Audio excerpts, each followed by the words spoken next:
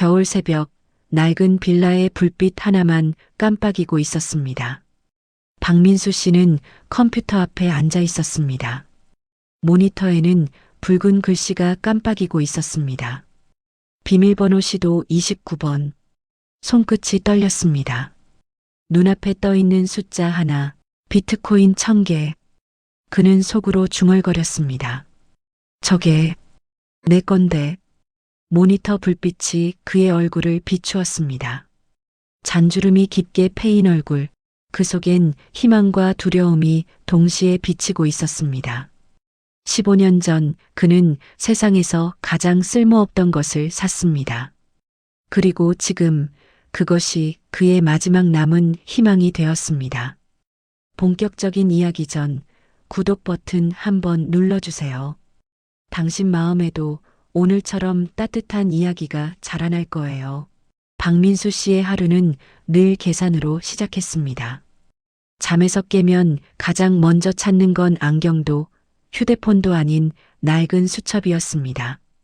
회색 표지의 그 수첩엔 민수 씨의 갚아야 할 빚 숫자들이 빼곡히 적혀 있었습니다. 페이지마다 볼펜 자국이 깊었습니다. 마치 종이를 뚫을 듯 눌러 쓴 흔적이었지요. 그는 식탁에 앉아 한참을 수첩만 바라봤습니다. 가끔 숫자가 눈에 들어오지 않을 때면 그는 안경을 벗어 손수건으로 닦곤 했습니다. 그러다 말없이 고개를 숙이고 작은 숨을 내쉬었습니다. 그 숨에는 오늘도 마이너스라는 말이 담겨 있었습니다. 창가 쪽에서는 김이 빠지는 소리가 들렸습니다. 주전자 뚜껑이 덜컹거렸고 아내 한순희 씨의 손이 그 소리를 멈췄습니다. 여보, 국 식어요. 순희 씨의 목소리는 낮고 조심스러웠습니다. 그녀는 된장국을 앞에 놓으며 억지로 미소를 지었습니다. 괜찮아요. 민수 씨는 그렇게 말했지만 젓가락은 들지 않았습니다. 국물 위에 기름막이 얇게 돌았습니다. 식은 된장 냄새 속에 비 오는 날의 눅눅한 공기가 섞여 있었습니다. 밖에서는 차가운 겨울비가 유리창을 두드리고 있었습니다. 11월의 빗방울은 유난히 무거웠습니다. 창문 틈으로 스며든 공기가 축축했습니다. 민수 씨는 턱을 괴고 창밖을 보았습니다. 도로 옆 가로등 아래 낡은 우산을 든 노인이 느릿하게 걸어가고 있었습니다. 그 모습이 마치 자신의 내일 같았습니다. 방 안의 벽지는 색이 발에 군데군데 벗겨져 있었습니다. 보일러는 고장 난 지 한 달째였고 전기장판은 오래돼 접속 부위가 타들어간 채였습니다. 두 사람은 밤마다 담요를 두르고 잤습니다. 가끔 손끝이 차가워질 때면 순희 씨가 자신의 손을 덮어주곤 했습니다. 여보, 내일 집주인 온대요. 이번엔 정말 내쫓을지도 몰라요. 민수 씨는 고개를 들지 않았습니다. 국그릇 속에 젓가락을 넣었다 빼며 그저 말없이 숨을 길게 내쉬었습니다. 한동안 둘 사이엔 식기 부딪히는 소리만 들렸습니다. 한때 그는 공장 사장이었습니다. 민수정밀. 작지만 꽤 알찬 회사였습니다. 자동차 부품을 납품했고 직원은 20명이 넘었습니다. 직원 생일엔 케이크를 사주고 명절엔 보너스 봉투를 챙겼습니다. 사장님, 덕분에 애들 학원 보냈어요. 그때의 직원들이 웃으며 그렇게 말하던 얼굴이 지금도 가끔 떠올랐습니다. 하지만 세상은 너무 빨리 변했습니다. 코로나가 터지고 납품처가 줄줄이 문을 닫았습니다. 그는 버텨보려 했습니다. 은행을 3번이나 찾았고 대출을 3번 받았습니다. 조금만 더 버티면 나아질 거야. 그는 매번 그렇게 말했습니다. 하지만 상황은 나아지지 않았습니다. 공장은 팔렸고 기계는 헐값에 넘어갔습니다. 그렇게 남은 건 3억 원의 빚. 집을 팔았지만 갚기엔 턱없이 부족했습니다. 15년을 살던 부천의 아파트를 떠날 때 딸 지혜가 그랬습니다. 아빠, 거기서 잘 버텨요. 그 말이 마지막이었습니다. 지혜는 평택에서 아이 둘을 키우며 살고 있었고 아들 준호는 강남 회사에 다니고 있었습니다. 둘 다 명절에도 오지 않았습니다. 전화 한 통조차 없었습니다. 지난달 민수 씨가 용기를 내어 전화를 걸었을 때 지혜는 이렇게 말했습니다. 아빠, 죄송해요. 저희도 빠듯해서요. 통화는 20초도 안 됐습니다. 그가 그래, 알았다 말하자 상대편은 이미 끊겨 있었습니다. 그날 저녁 그는 밖으로 나가 동네 슈퍼에 들렀습니다. 컵라면 3개를 들고 계산대 앞에 섰습니다. 사장님 외상으로 좀. 박 사장님 지난달 외상 아직 안 갚으셨어요. 가게 주인의 목소리는 딱딱했습니다. 죄송해요. 다음 주에 꼭. 다음 주도 어렵잖아요. 짧은 말이었지만 그 말이 유리조각처럼 가슴에 박혔습니다. 민수 씨는 라면을 다시 제자리에 두고 나왔습니다. 비가 그치지 않은 골목길을 천천히 걸었습니다. 낡은 신발 밑창이 미끄러졌습니다.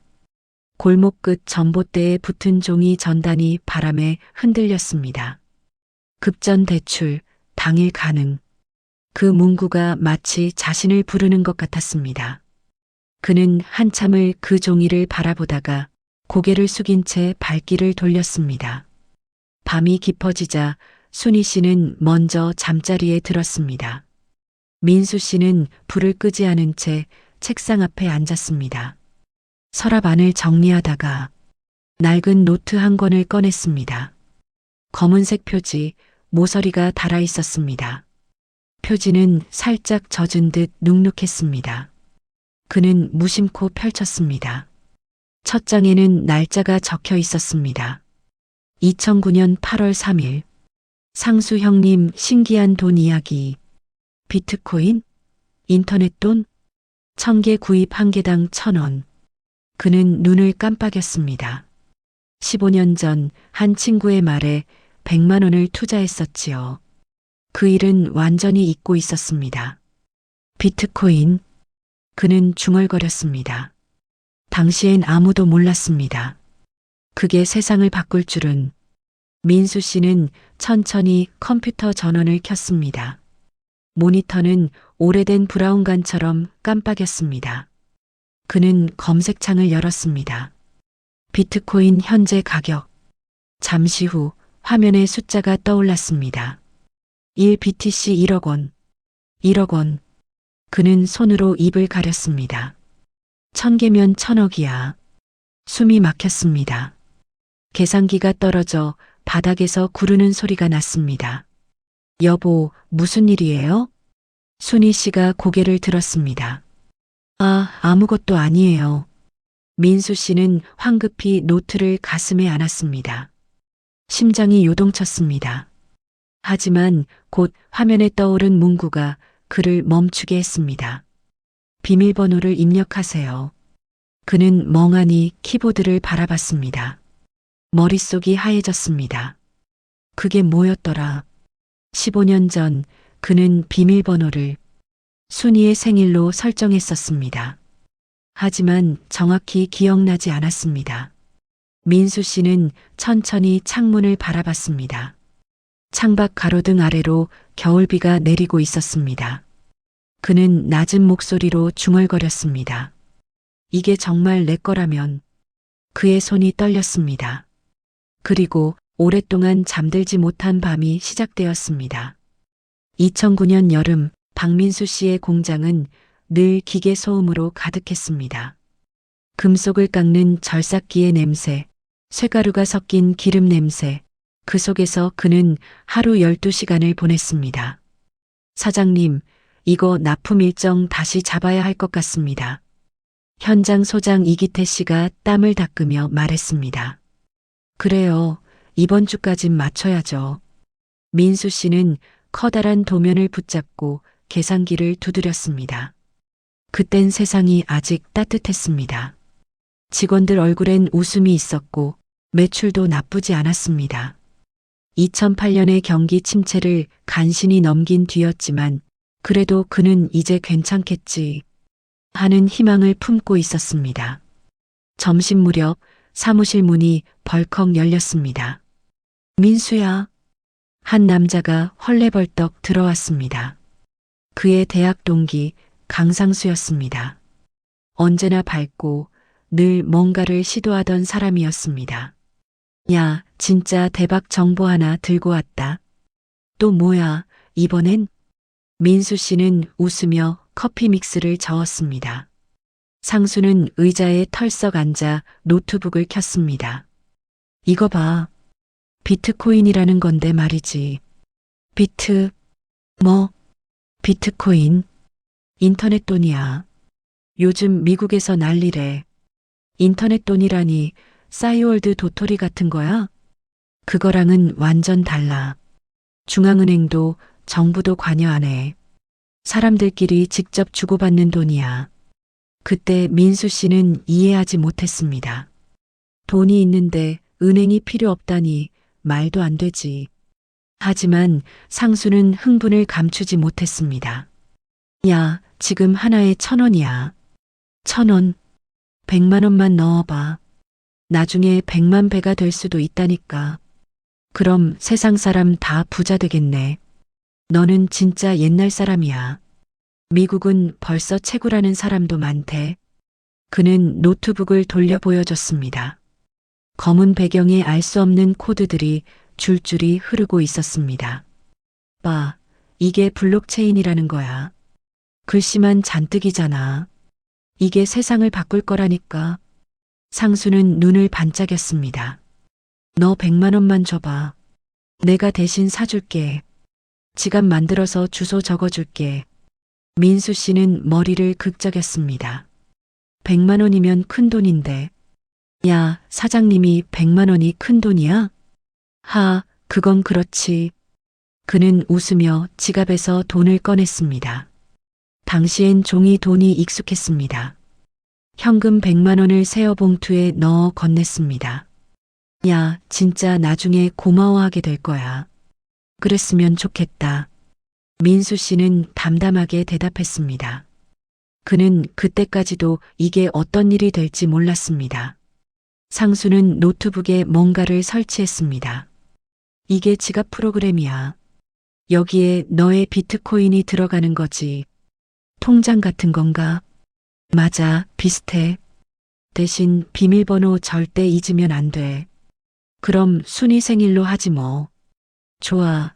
그럼 순이 씨 생일이 언제야? 8월 20일.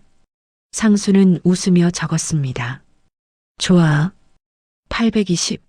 근데 너무 짧은데? 괜찮아. 그런 거 복잡하게 하면 나 못 외워. 진짜 잘 기억해. 이거 잊으면 돈도 못 찾는다. 에이, 설마. 민수 씨는 그날의 일을 짧게 적어두었습니다. 2009.8 3비트코인 1000개 구입 주소 기록 완료. 그 메모는 평범했습니다. 그는 노트를 서랍에 넣으며 생각했습니다. 상수가 또 이상한 거에 돈 썼구나. 그 뒤로 몇 주 동안 상수는 전화를 걸어왔습니다. 민수야, 이거 계속 채굴돼. 숫자가 늘어나고 있어. 그래. 돈은 돼? 아직은 아니지만 언젠간이라. 그는 그 말에 웃었습니다. 그리고 그 언젠가는 금세 잊혀졌습니다. 그해 겨울, 공장은 더 바빠졌습니다. 수주가 밀려들었고 그는 매일 새벽에 출근해 밤 11시가 넘어야 퇴근했습니다. 공장엔 철분 냄새와 기름 냄새가 뒤섞여 있었습니다. 작업장 구석의 히터는 오래돼 웅웅거렸고 손등엔 늘 금속 먼지가 묻어 있었습니다. 사장님, 내년에 직원 둘 더 뽑죠? 그래요. 잘 돌아가면 그렇게 합시다. 그는 직원들과 회식 자리에서 소맥을 섞어 마셨습니다. 사장님, 올해도 고생 많으셨어요. 여러분 덕분이죠. 그때의 웃음이 그에겐 마지막 여유였습니다. 시간은 그렇게 흘러갔습니다. 비트코인은 그의 기억 속에서 서서히 지워졌습니다. 노트는 서랍 한쪽에 묻혔고 그 위엔 세금 고지서와 거래 명세서가 차곡차곡 쌓였습니다. 그의 관심은 언제나 현실에 있었습니다. 직원 월급일, 납품 일정, 거래처 결제. 그는 미래보다 오늘이 중요했습니다. 2012년 상수에게서 전화가 왔습니다. 야, 기억나? 비트코인 그거? 응, 그거 어쩌고? 요즘 한 개에 10,000원 넘었다더라. 그래. 그럼 내 건 1,000만 원? 그치. 그럴 리가. 인터넷 돈이 어떻게 그렇게 돼? 그는 웃으며 전화를 끊었습니다. 그때까지만 해도 그랬습니다. 시간이 지나 상수는 해외로 이민을 갔고 그 연락도 끊겼습니다. 민수 씨는 여전히 공장에서 일했고 하루하루를 채웠습니다. 비트코인은 그의 머릿속에서 완전히 사라졌습니다. 그 일은 마치 오래전 잡지에서 본 기사처럼 이름만 희미하게 남은 기억이었습니다. 그는 몰랐습니다. 그날 서랍에 넣은 낡은 노트 한 권이 15년 뒤 그의 인생을 완전히 바꿀 줄은. 밤은 유난히 길었습니다. 벽시계 초침이 유리벽을 톡, 톡 치며 시간을 깎아내고 있었습니다. 방 안은 싸늘했습니다. 보일러는 여전히 고장 나 있었고 창가 쪽엔 하얀 김이 서려 있었습니다. 박민수 씨는 모니터 앞에 앉아 있었습니다. 화면에는 오래된 암호화폐 지갑 프로그램이 떠 있었습니다. 비밀번호를 입력하세요. 그 한 줄이 세상에서 가장 무거운 문장처럼 보였습니다. 비밀번호. 그는 중얼거렸습니다. 머릿속 어딘가에 있을지도 모를 기억의 조각을 붙잡으려 애썼습니다. 순이의 생일. 분명 그걸로 했던 것 같았습니다. 7월이었나, 8월이었나. 그는 고개를 숙였습니다.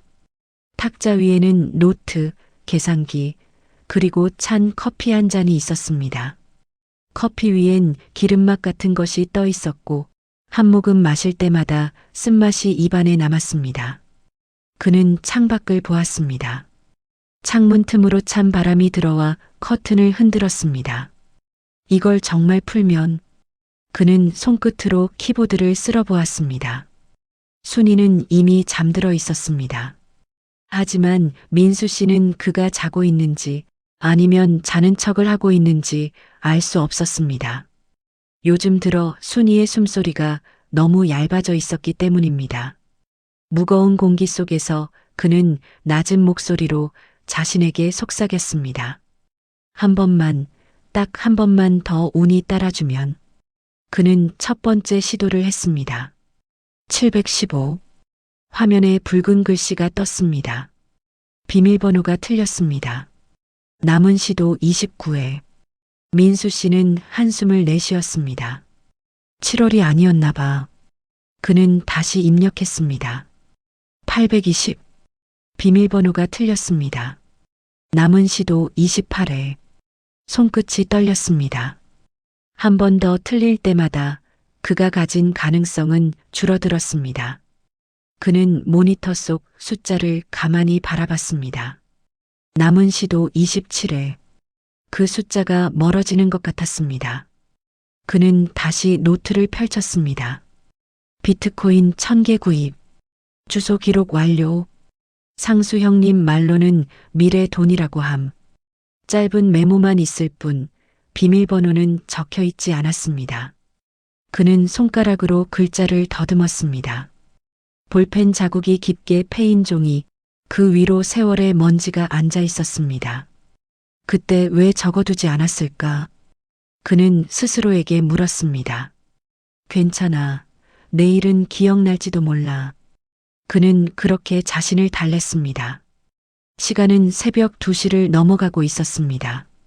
창밖에서는 빗방울이 여전히 떨어지고 전등 불빛이 벽에 길게 번졌습니다. 그는 모니터를 끄지 못했습니다. 화면 속엔 여전히 같은 문장이 깜빡이고 있었습니다. 비밀번호를 입력하세요. 그는 책상 서랍을 열었습니다. 안에는 오래된 다이어리들이 가득했습니다. 2008년 일정표, 2009년 세금 납부, 공장 재무 기록. 그는 그 모든 것을 꺼내 뒤적였습니다. 손끝에 종이 먼지가 묻어났습니다. 그러던 중 낡은 다이어리 한쪽 귀퉁이에 적힌 메모가 눈에 들어왔습니다. 순이 생일 8월 20일. 그는 작게 웃었습니다. 역시 8월이었네. 하지만 곧 그 웃음은 사라졌습니다. 근데 그걸로 안 열렸잖아. 그는 머리를 감싸쥐었습니다. 설마 숫자를 바꿨나? 그의 기억은 점점 흐릿했습니다. 그의 여름 상수와 함께 만들던 장면이 희미하게 떠올랐습니다. 공장 사무실의 낡은 선풍기 소리, 상수가 커피를 마시며 웃던 얼굴, 그리고 자신이 대충 대답하던 그 순간. 됐어. 그냥 그걸로 해. 그때의 말투까지 생생하게 들렸습니다. 하지만 이상했습니다. 그 장면의 끝에서 자신이 뭔가를 한 번 더 말했던 기억이 어렴풋이 났습니다. 아, 그럼 그 앞에 숫자 하나 더 붙여야겠다. 뭐라고요? 아니야, 그냥 내 생일이랑 섞었어. 민수 씨의 숨이 멎었습니다. 그때 그렇게 했었나? 그는 서랍에서 주민등록증을 꺼냈습니다. 1959년 11월 2일. 그는 메모지에 적었습니다. 1959 820? 그의 머릿속은 혼란스러웠습니다. 그는 다시 모니터를 켰습니다. 손끝에 식은땀이 맺혔습니다. 1959만 820. 엔터를 눌렀습니다. 잠시 정적이 흘렀습니다. 그리고 화면이 깜빡였습니다. 그러나 이내 붉은 글씨가 떴습니다. 비밀번호가 틀렸습니다. 남은 시도 26회. 젠장. 그는 몸을 뒤로 젖혔습니다. 의자 다리가 삐걱거렸습니다. 그때 뒤쪽에서 조용한 발소리가 들렸습니다. 여보. 순이었습니다. 그녀는 불 꺼진 방 안에서 그를 바라보고 있었습니다. 무슨 일이에요? 아, 그냥 잠이 안 와서요. 그는 황급히 모니터를 껐습니다. 화면이 꺼지며 방은 순식간에 어두워졌습니다. 여보, 요즘 잠을 너무 못 자요. 혹시 어디 아픈 건 아니죠? 아니에요. 그냥 생각이 많아서 그래요. 무슨 생각이요? 그는 대답하지 않았습니다. 순이는 한참을 그를 바라보다가 그저 조용히 말했다. 당신 요즘 표정이 너무 힘들어 보여요. 괜찮아요. 진짜로. 그는 억지로 웃었습니다. 순이는 잠시 멈칫하다가 이불 더 덮고 자요. 밤 공기 차요. 그 말을 남기고 방으로 들어갔습니다. 문이 닫히는 소리가 났습니다. 민수 씨는 의자에 앉은 채 두 손으로 얼굴을 감쌌습니다. 26번 남았다. 그는 속으로 중얼거렸습니다. 내일은 꼭 찾아낼 거야. 그날 밤 그는 끝내 잠들지 못했습니다. 빛이 꺼진 방 안에서 기억 속의 숫자들을 되짚으며 새벽이 흘러갔습니다. 저녁의 공기는 눅눅했습니다. 세탁대 위에는 마르지 못한 수건이 걸려 있었고 창문 틈새로는 습기 섞인 바람이 천천히 스며들고 있었습니다. 시계 초침이 일정한 간격으로 방 안의 정막을 쪼개고 있었지요. 민수는 컴퓨터 앞에 앉아 있었습니다. 화면에는 오래된 암호 입력창이 떠 있었습니다. 비밀번호를 입력하세요. 그 한 문장이 하루 종일 그의 머릿속을 떠나지 않고 있었지요. 그의 손끝이 살짝 떨리고 있었습니다. 새끼손가락 끝에 굳은 살이 배어 있었고 손톱 사이에는 희미하게 기름때가 묻어 있었습니다. 그 손은 한때 기계를 다루던 사람의 손이었지만 지금은 낡은 키보드 위에서 길을 잃고 있었습니다. 책상 위에는 낡은 노트 한 권이 펼쳐져 있었습니다. 종이는 노랗게 변색되어 있었고 모서리는 닳아 있었습니다. 노트에는 2009년의 흔적들이 남아 있었습니다. 비트코인, 지갑 주소, 순이 생일. 민수는 그 글자들을 손끝으로 쓸어내렸습니다. 그때 부엌 쪽에서 국 끓는 소리가 들려왔습니다. 김이 천천히 피어오르며 방 안 공기를 채웠습니다. 순이가 냄비 뚜껑을 살짝 들며 말했습니다. 여보, 식사해요. 민수는 화면에서 눈을 떼지 않은 채 대답했습니다. 조금만요. 금방 갈게요. 금방이 언제예요? 그녀의 목소리는 부드러웠지만 어딘가 가늘게 떨리고 있었습니다. 이거 하나만 확인하면 돼요. 하루 종일 그 말만 하네요. 순이는 조용히 국자를 내려놓았습니다. 요즘 밤마다 뭐 하는 거예요? 컴퓨터 앞에서 무슨 일을 그렇게 해요? 민수는 고개를 들지 않았습니다. 그냥 예전 자료 좀 보는 거예요. 예전 자료요? 응. 공장 일하면서 남았던 자료들. 그녀는 그 말을 믿지 못했습니다. 공장이 문을 닫은 지 벌써 3년이 넘었으니까요. 순이는 식탁 옆 의자에 앉으며 손등으로 땀을 닦았습니다. 그 자료를 왜 지금 봐요? 민수는 대답 대신 마우스를 천천히 움직이며 창을 닫았습니다. 그의 시선은 화면에, 하지만 마음은 그보다 훨씬 깊은 곳에 묻혀 있었습니다. 순이는 그를 바라보다가 말했습니다.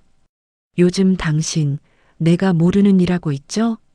그녀의 목소리엔 확신보다 불안이 섞여 있었습니다. 민수는 숨을 들이쉬었습니다. 아니에요. 그런 거 아니에요.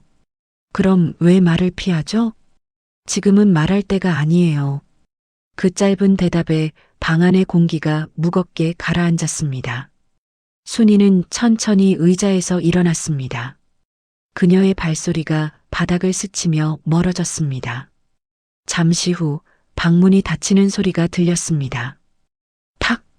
그 소리가 민수의 가슴에 박혔습니다. 그는 천천히 눈을 감았습니다. 이건 당신을 위한 거예요. 그의 목소리가 낮게 흘러나왔습니다. 하지만 그 말은 아무에게도 닿지 않았습니다. 밖에서는 겨울비가 내리고 있었습니다. 빗방울이 처마 끝에서 떨어지며 일정한 리듬을 만들었습니다. 그 소리와 함께 민수의 생각도 얽혀 들어갔습니다.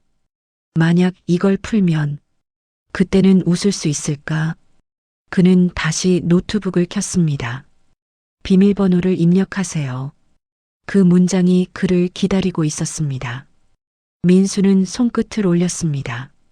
이번엔 다른 숫자를 눌렀습니다. 914. 순이의 음력 생일을 양력으로 바꾼 숫자였습니다. 엔터. 화면에 붉은 글씨가 떴습니다. 비밀번호가 틀렸습니다.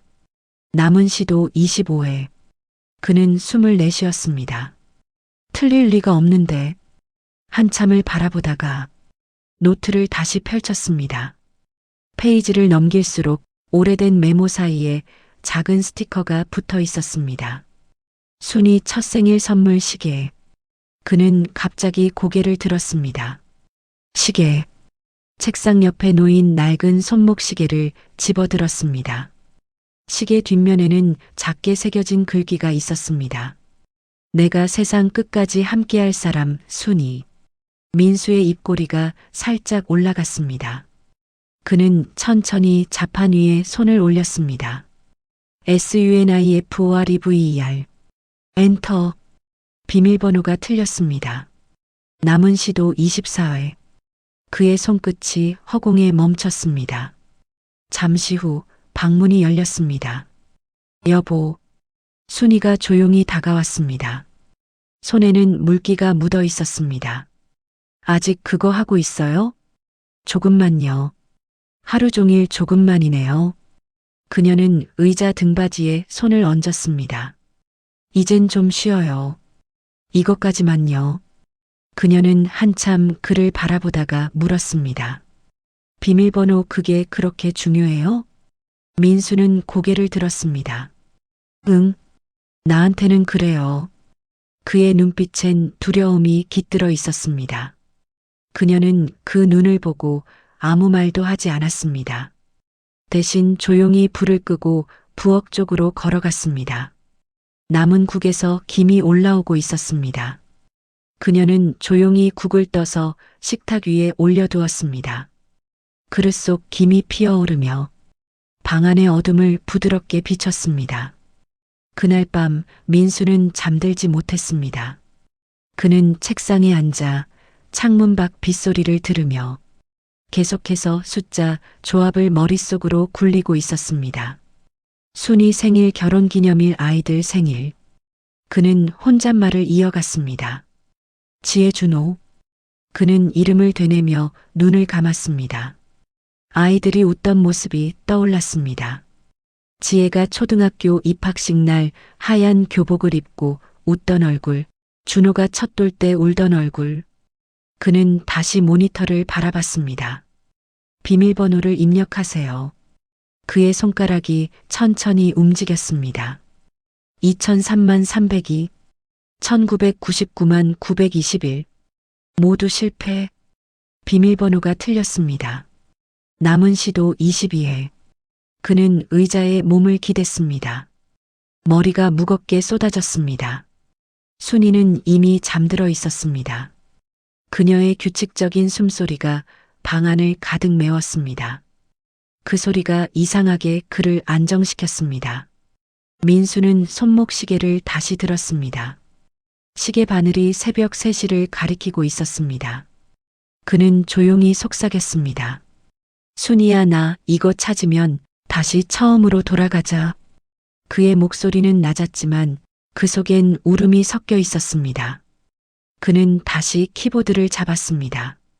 이번엔 영문이 아닌 숫자와 단어를 섞었습니다. 1989만 1014러브. 결혼한 해, 결혼 날짜, 그리고 마지막 단어. 그의 손이 잠시 멈췄습니다. 엔터. 화면이 잠시 멈췄습니다. 그는 숨을 멈추었습니다. 하지만 곧 붉은 글씨가 떠올랐습니다. 비밀번호가 틀렸습니다. 남은 시도 21회. 민수는 의자 등받이에 몸을 기댔습니다. 눈을 감은 채 입술 사이로 짧은 숨이 새어나왔습니다. 이게 왜 안 되는 거야? 그 순간 방문이 열렸습니다. 순이가 문가에 서 있었습니다. 여보. 그녀의 목소리는 낮고 차분했습니다. 그만해요. 오늘은 조금만 더요. 오늘은 안 돼요. 내일은 또 내일의 일이 있으니까요. 그녀는 그의 어깨에 손을 얹었습니다. 손끝이 미세하게 떨리고 있었습니다. 여보, 나 무서워요. 이 컴퓨터 앞에 앉은 당신이. 민수는 그 말을 듣고 고개를 돌렸습니다. 그의 눈빛이 흔들렸습니다. 나 당신을 실망시키고 싶지 않아요. 이미 충분히 힘들었잖아요. 이젠 나도 같이 힘들게 해줘요. 그녀의 목소리는 부드러웠습니다. 그 말은 그를 무너뜨렸습니다. 민수는 천천히 컴퓨터 전원을 껐습니다. 화면에 불빛이 사라지자 방 안엔 고요가 내려앉았습니다. 순이는 그의 옆에 앉았습니다. 두 사람의 그림자가 겹쳐졌습니다. 그녀가 조용히 물었습니다. 그거, 그 돈 그게 그렇게 중요해요? 그 돈이 아니에요. 그럼 뭐예요? 당신이요. 이걸 찾으면 당신한테 미안하다고 말할 수 있을 것 같았어요. 순이의 눈가가 젖었습니다. 그녀는 천천히 그의 손을 잡았습니다. 손끝이 따뜻했습니다. 여보, 미안하면 지금 말해요. 돈 없어도 괜찮아요. 우린 아직 살아있잖아요. 민수는 입술을 깨물었습니다. 그의 어깨가 미세하게 떨렸습니다. 순이가 그의 어깨에 머리를 기대었습니다. 시간이 멈춘 듯 조용했습니다. 밖에서는 여전히 비가 내리고 있었습니다.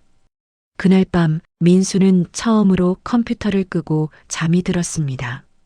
순이의 손을 꼭 잡은 채 눈을 감았습니다. 그리고 아주 오랜만에 그의 얼굴엔 미소가 스쳤습니다. 새벽 4시였습니다. 방 안은 적막했고 시계 초침만이 규칙적으로 소리를 내고 있었습니다. 민수는 여전히 컴퓨터 앞에 앉아 있었습니다. 노트북 화면엔 꺼지지 않은 로그인 창이 떠 있었고 그 문장은 그를 계속 바라보고 있었습니다. 비밀번호를 입력하세요.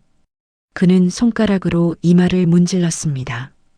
피로가 묵직하게 내려앉아 있었지만 눈은 조금도 감기지 않았습니다. 책상 위에는 노트, 연필, 그리고 접히고 다른 종이 조각 몇 장이 흩어져 있었습니다.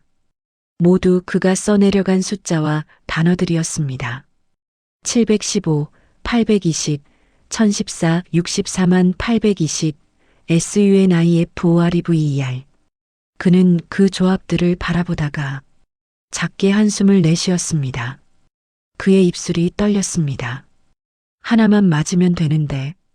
그때 창밖에서 바람이 불었습니다. 낡은 창문 틈새로 찬 공기가 들어왔고 방 안의 커튼이 미세하게 흔들렸습니다. 민수는 몸을 굽히며 서랍을 열었습니다. 오래된 물건들이 들어 있었습니다. 공장 명함, 낡은 계산기, 그리고 먼지가 쌓인 서류 봉투 하나. 그는 그 봉투를 꺼냈습니다. 봉투 위에는 희미하게 손글씨가 남아 있었습니다. 민수정밀거래 서류 2009. 그 아래엔 다른 글씨가 겹쳐 있었습니다. 사진 동봉. 그는 봉투를 열었습니다. 안에는 색이 바랜 사진 한 장이 들어 있었습니다. 공장 앞에서 찍은 단체 사진이었습니다. 햇빛 아래에서 웃고 있는 20명의 얼굴. 맨 오른쪽에는 젊은 민수와 순이가 나란히 서 있었습니다. 둘 다 웃고 있었고 손에는 작은 케이크가 들려 있었습니다. 사진 구석엔 흐릿하게 적힌 글씨가 보였습니다. 2009.10 14 결혼기념일. 그는 손끝으로 그 글자를 쓸어내렸습니다. 그리고 잠시 눈을 감았습니다. 그날의 공기와 냄새가 희미하게 떠올랐습니다. 그날 공장 한쪽 창문으로 늦가을 햇살이 들어오고 있었습니다. 기계 돌아가는 소리, 직원들의 웃음소리, 점심 도시락 냄새가 섞인 공기. 그는 순이에게 작은 상자를 건넸습니다. 이거요. 이게 뭐예요? 선물.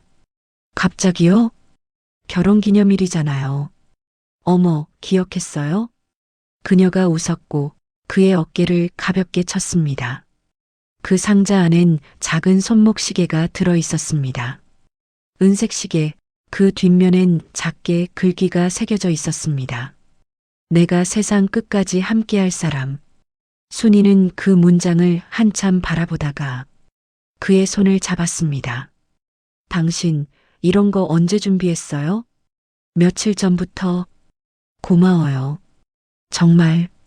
그녀는 시계를 손목에 차며 웃었습니다. 그 웃음은 지금까지 본 그 어떤 미소보다 따뜻했습니다. 민수는 눈을 떴습니다. 그 웃음이 아직도 선명했습니다. 사진 속의 순이는 젊고 맑았습니다. 그는 사진을 천천히 내려놓았습니다. 책상 위 노트의 한쪽 구석에 그때의 문장이 적혀 있었습니다. 내가 세상 끝까지 함께할 사람 순이. 그의 손끝이 그 글자를 따라갔습니다. 혹시 그게? 그는 다시 키보드를 잡았습니다. TOGTHERENDLESS. 엔터. 화면이 잠시 멈췄다가 다시 붉은 글씨가 떴습니다. 비밀번호가 틀렸습니다. 남은 시도 20회. 그의 손이 공중에 멈췄습니다. 눈동자가 흔들렸습니다. 그는 손목 시계를 꺼냈습니다. 그 시계는 여전히 멈춰 있었습니다. 배터리가 다른 지 오래된 시계. 그는 시계를 귀에 가져갔습니다. 아무 소리도 나지 않았습니다. 순이의 방에서 기침 소리가 들렸습니다. 민수는 그 소리에 시선을 돌렸습니다. 그녀가 아직 자지 못한 걸 알았습니다. 그는 시계를 서랍에 넣으며 조용히 의자에서 일어섰습니다. 부엌으로 나와 물 한 잔을 마셨습니다. 냉장고가 작게 웅하는 소리를 냈습니다. 그 소리 하나가 유난히 크게 들렸습니다. 그는 천천히 창문을 열었습니다. 새벽 공기가 얼굴을 스쳤습니다. 멀리에서 택시가 지나갔고 가로등 불빛이 희미하게 흔들렸습니다. 민수는 창문 너머 어둠 속을 바라보며 작게 중얼거렸습니다. 그날 이후로 나는 아무것도 기억하지 못했구나. 그의 목소리가 공중에 흩어졌습니다. 시간이 멈춘 듯 고요했습니다. 며칠 후 하루 종일 비가 내렸습니다. 순이는 마트에 장을 보러 나가고 민수는 집에 혼자 있었습니다. 그는 서랍 속의 모든 종이를 꺼내 테이블 위에 펼쳤습니다. 거기엔 수십 장의 영수증, 메모, 그리고 노트 한 권이 있었습니다. 그는 노트를 펼쳤습니다. 2009년 여름의 기록이 남아 있었습니다. 상수 형님 비트코인 권유, 100만 원 송금 완료, 지갑 생성 완료. 그 밑에 작게 써 있던 문장이 눈에 들어왔습니다. 암호순이요? 그는 연필로 그 부분을 덧그리며 중얼거렸습니다. 순이 플러스 뭐였더라? 손끝이 떨렸습니다. 기억이 단절된 곳에서 무언가 희미하게 피어오르는 느낌이었습니다.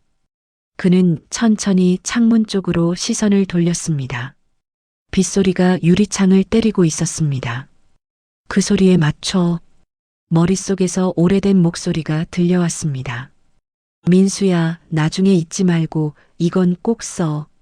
순이가 너한테 준 선물 이름으로 하라고.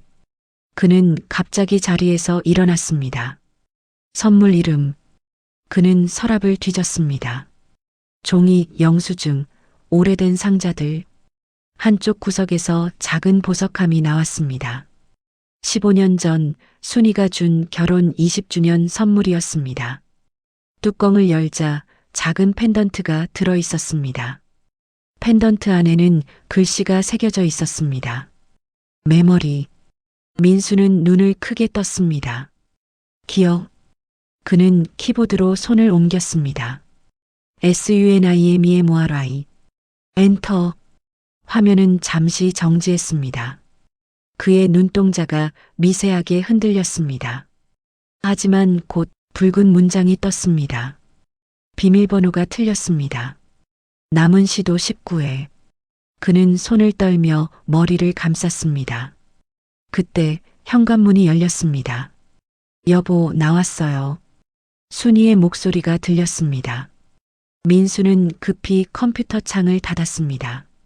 노트를 덮고 종이들을 재빨리 모았습니다. 장 보러 갔다가 늦었어요. 그녀가 웃으며 말했습니다. 비 많이 오던데요. 민수는 억지로 미소를 지었습니다. 응, 비가 많이 오네요. 순이는 그의 얼굴을 보며 잠시 멈췄습니다. 요즘 얼굴이 많이 어두워요. 뭔가에 계속 쫓기는 사람 같아요. 그냥 잠을 못 자서 그래요. 그의 목소리가 낮았습니다. 당신은 원래 밤새는 사람 아니잖아요. 그녀는 말을 멈추고 테이블 위 노트를 바라봤습니다. 이건 또 뭐예요? 그냥 옛날 기록이에요. 이 글씨 당신 손글씨 아니에요? 맞아요. 그럼 왜 비트코인이란 단어가 써 있어요? 민수의 손이 굳었습니다. 그녀는 눈을 가늘게 떴습니다. 설마 또 이상한 일하는 거예요? 아니에요. 거짓말. 그녀의 목소리가 떨렸습니다. 당신 다시 빚지려고 하는 거 아니죠? 아니라고 했잖아요. 그럼 이건 뭐예요? 왜 몰래 해요? 민수는 아무 말도 하지 않았습니다.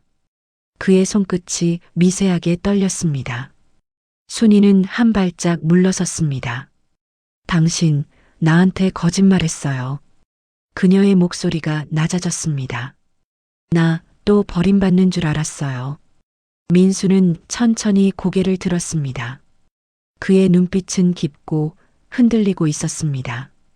그때처럼 그녀가 중얼거렸습니다. 민수는 한 걸음 다가갔습니다. 아니에요. 이번엔 달라요. 뭐가 달라요? 이번엔 당신이랑 같이 하려고요. 순이의 눈이 흔들렸습니다. 같이요? 응. 이제 숨기지 않을게요. 그는 노트를 그녀 앞에 밀었습니다. 이게 다예요. 15년 전 내가 한 일. 지금까지 나를 괴롭히던 거예요. 순이는 노트를 천천히 펼쳤습니다. 글씨들이 눈에 들어왔습니다. 비트코인, 지갑 주소, 암호. 그녀는 눈을 들었습니다. 이게 진짜 돈이에요? 지금은 그렇대요. 근데 비밀번호를 몰라요. 그래서 매일 이걸 찾고 있었던 거예요? 민수는 고개를 끄덕였습니다. 당신이 모르게 하려던 건 아니에요. 그냥 확실히 하기 전엔 말 못하겠었어요. 순이는 아무 말도 하지 않았습니다. 그녀는 노트를 덮고 손으로 쓸어내렸습니다. 그녀의 눈가에 빛이 스쳤습니다. 당신답네요. 미안해요. 이젠 괜찮아요. 그녀가 천천히 미소를 지었습니다. 방 안엔 다시 고요가 흘렀습니다. 창밖에선 빗소리가 더 거세졌습니다. 두 사람은 같은 자리에 앉아 있었습니다. 노트북 화면엔 다시 그 문장이 떠 있었습니다. 비밀번호를 입력하세요. 민수는 순이의 손을 잡았습니다. 이제 같이 해요. 그녀는 고개를 끄덕였습니다. 그래요. 이번엔 같이. 그날 밤 방 안의 불빛이 천천히 꺼졌습니다. 하지만 그들의 눈동자엔 오랜 시간 닫혀있던 문이 조금 열리고 있었습니다. 겨울이 끝나가고 있었습니다. 창밖에 눈이 천천히 녹고 도로 위에는 물이 고여 있었습니다. 민수는 거실 창가에 앉아 따뜻한 차를 마시고 있었습니다. 그의 앞에는 새로 장만한 노트북이 놓여 있었고 화면에는 파란색 숫자가 고요히 빛나고 있었습니다. 비트코인 1000개는 여전히 그 자리에 있었습니다. 여보, 이제 진짜 믿기지 않아요. 순이가 커튼을 걷으며 웃었습니다. 당신이 그걸 진짜 찾아냈다는 게 꿈 같아요. 민수는 조용히 웃었습니다. 나도 그래요. 그때 당신이 아니었다면 영영 못 찾았을 거예요. 그는 화면을 닫았습니다. 이제 그 숫자는 단순한 돈이 아니라 두 사람이 걸어온 세월의 증거처럼 느껴졌습니다. 한 달이 지난 후 부부는 오랜만에 외출을 했습니다. 지하철역 앞 벤치에 나란히 앉은 두 사람의 모습은 마치 젊은 시절로 돌아간 듯 했습니다. 민수는 따뜻한 커피를 한 모금 마시며 말했습니다. 우리 그때 기억나요? 어떤 거요? 공장 처음 세웠을 때 손잡고 현판 달던 날. 순이는 고개를 끄덕였습니다. 그때 당신이 그랬잖아요. 언젠가 이 손 놓지 않겠다고. 민수는 웃었습니다. 그 약속은 아직 유효해요. 정말요? 그럼요. 이제 어디 가도 같이 가야죠. 순이는 잠시 그를 바라보다가 조용히 웃었습니다. 두 사람의 머리카락은 흰빛으로 물들었지만 그 웃음 속에는 여전히 젊은 날의 따뜻함이 남아 있었습니다. 집안은 조용했습니다. 창밖에는 봄비가 내리고 있었습니다. 민수는 서랍 속에서 오래된 노트를 꺼냈습니다. 2009년 그가 처음 적었던 그 노트. 페이지 가장자리는 닳아 있었고 글씨는 희미하게 번져 있었습니다. 그는 펜을 들고 마지막 페이지에 한 줄을 적었습니다. 비밀번호 순이. 그리고 끝까지 포기하지 말 것. 글씨를 다 적은 뒤 민수는 펜을 내려놓고 웃었습니다.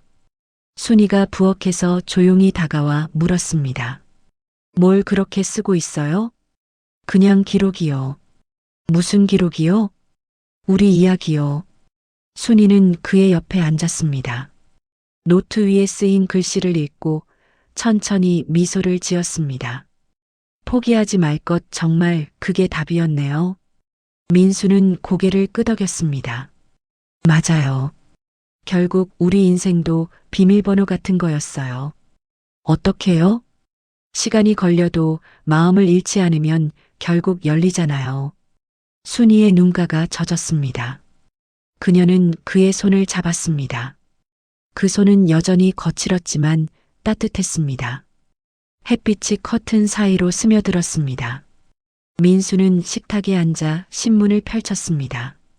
일면에는 큼지막한 제목이 실려 있었습니다. 비트코인 사상 최고가 돌파 BTC당 1억 2천만 원. 순이가 신문을 보며 놀란 듯 말했습니다. 이제 진짜 부자네요. 민수는 고개를 저었습니다. 이제야 알겠어요. 돈이 우리를 살린 게 아니에요. 그럼 뭐가요? 당신이요. 우리 둘이요. 순이는 잠시 그를 바라보다가 웃었습니다. 그 웃음은 조용했지만 깊었습니다. 민수는 일어나 창가로 걸어갔습니다. 창문 너머로 봄 햇살이 눈부시게 퍼지고 있었습니다. 그는 속으로 중얼거렸습니다. 이젠 다시 시작이군요. 민수는 아들에게 전화를 걸었습니다. 준호야, 집 보러 다니고 있지? 네, 아버지. 근데 요즘 너무 비싸서. 걱정 말고 계약해. 나중에 얘기하자. 정말요? 아버지, 그럼. 응, 이번엔 아버지가 도와줄 차례니까. 전화 너머로 아들의 숨소리가 들렸습니다. 그리고 떨리는 목소리로 말했습니다. 고마워요, 아버지. 그날 저녁 민수는 딸 지혜에게도 전화를 걸었습니다. 지혜야, 애들은 잘 크지? 네, 아버지. 그런데 무슨 일이세요? 이번 주에 놀러 와라. 손자들 선물 좀 준비했어. 선물이요? 응. 늦은 용돈. 아버지, 정말. 지혜의 목소리가 떨렸습니다. 그동안 죄송했어요. 괜찮다. 이제 됐다. 민수는 조용히 웃었습니다. 민수와 순이는 오랜만에 여행을 떠났습니다. 기차 창밖으로 봄빛이 흘러가고 산과 들이 눈부시게 물들고 있었습니다. 순이가 창문 밖을 바라보다가 말했습니다. 여보, 이제 우리 인생에도 봄이 왔네요. 민수는 그녀의 어깨에 손을 올렸습니다. 그래요. 그리고 이번엔 절대 놓치지 말아요. 기차는 천천히 달리고 있었습니다. 햇살이 두 사람의 얼굴을 따뜻하게 감쌌습니다. 그들은 아무 말 없이 손을 꼭 잡았습니다. 오랜 세월의 무게를 견딘 손. 하지만 그 손에는 이제 후회도 두려움도 미련도 없었습니다. 단지 서로의 체온만 남아 있었습니다. 그날 밤 숙소 창밖에는 별이 가득했습니다. 순이는 창문을 열고 하늘을 바라보았습니다. 여보, 별 좀 봐요. 민수가 다가와 그녀 옆에 섰습니다. 두 사람은 오래도록 그 자리에 서 있었습니다. 별빛은 조용히 방 안을 비추고 있었습니다. 그리고 민수는 속삭였습니다. 이제야 알겠어요. 진짜 비밀번호는 당신이었어요. 순이는 그 말을 듣고 고개를 기대었습니다. 창밖의 별이 천천히 흐르고 있었습니다.